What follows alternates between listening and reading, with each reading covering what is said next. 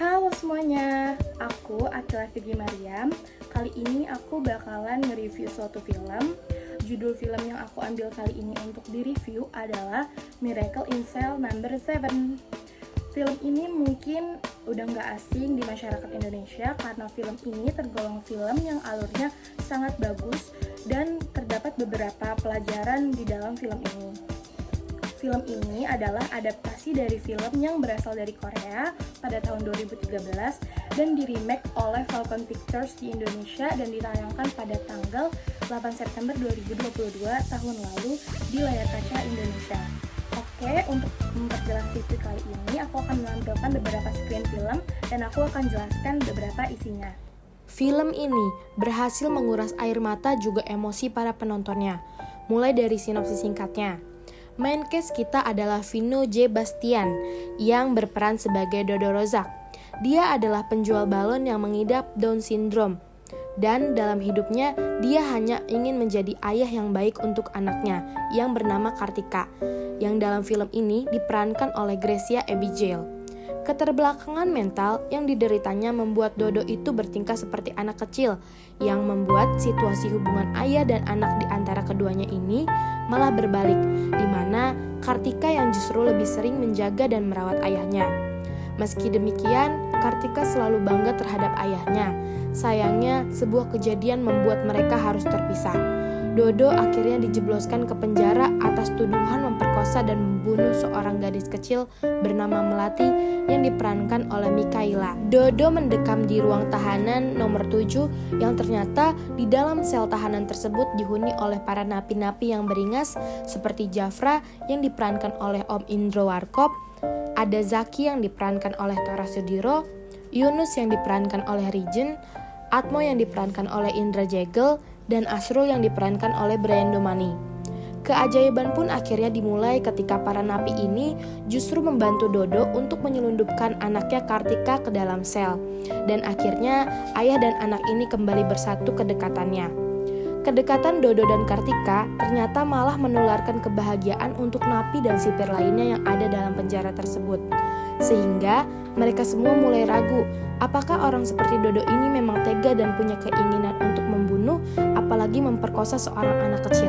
Nah, meskipun ini adalah film remake, namun ada sejumlah perubahan adaptasi yang dilakukan untuk menyelaraskan kehidupan kita yang totali berbeda dengan kehidupan yang ada di Korea sana. Mulai dari kultur budaya, sampai kepada event-event perayaan keagamaan, semuanya diadaptasi secara berbeda. Keajaiban sebenarnya tidak hanya terjadi di sekitar kisah filmnya saja, tapi juga menular ke penonton. Kenapa saya bilang ajaib? Karena meski penonton sudah tahu persis premisnya seperti apa, yang sudah ditambal sana-sini, film ini mendapatkan suasana yang lebih relate dengan kita orang Indonesia. Film ini juga masih saja membuat penonton banjir air mata. Nah, kita mulai dari acting para cast-nya terlebih dahulu. Sejujurnya, saya sudah underestimate sejak awal ketika mengetahui kalau Vino J. Bastian yang akan menjadi pemeran utama untuk mengisi peran cacat mental.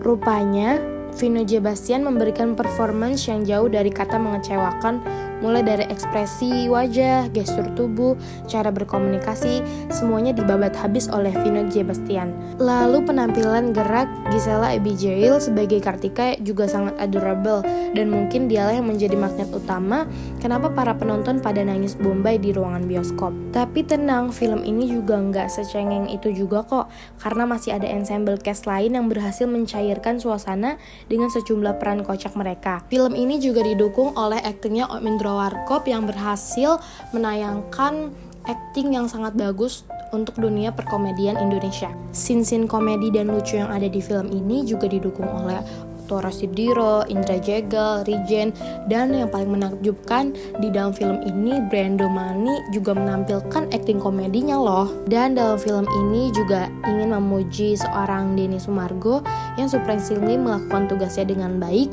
dan menampilkan wajah yang sangat gagah sesuai dengan karakternya. Dan di scene-scene terakhir ditampilkan aktingnya Mawar Ivadio yang menjadi Kartika besar, yang dimana Kartika besar ini membela kebenaran atas apa yang sudah dialami oleh ayahnya. Dari segi tata produksi, ini juga menjadi poin perhatian dalam film ini. karena memoles lokasi sel tahanan senatural mungkin, dalam artian sangat mendekati kejadian nyata. Lokasi sel yang kotor, kumuh, yang mana menjadi poin yang bagus dengan maksud untuk menyajikan kisah senatural mungkin agar mampu menarik empati para penonton. Pencahayaannya yang pas, pemilihan warnanya juga kamera yang sangat mendukung. Dan menurut saya yang bisa sangat membuat penonton berempati terhadap setiap adegan sebenarnya adalah berkat musik scoring dalam film ini. Makna yang dapat dari film ini adalah jangan pernah menghakimi seseorang dengan satu pihak saja tanpa adanya bukti kejelasan yang nyata. Juga hargailah waktu yang kamu punya bersama orang-orang yang kamu sayang, dan kasih sayang orang tua yang sangat amat tulus walaupun orang tua ini mengidap Down syndrome. Juga tetaplah menjadi orang baik dimanapun, kapanpun kalian berada. Nah, sekian review film dari aku. Semoga bermanfaat informasinya untuk kalian semua. Dan jangan lupa tonton film Miracle in Cell Number 7. Bye-bye!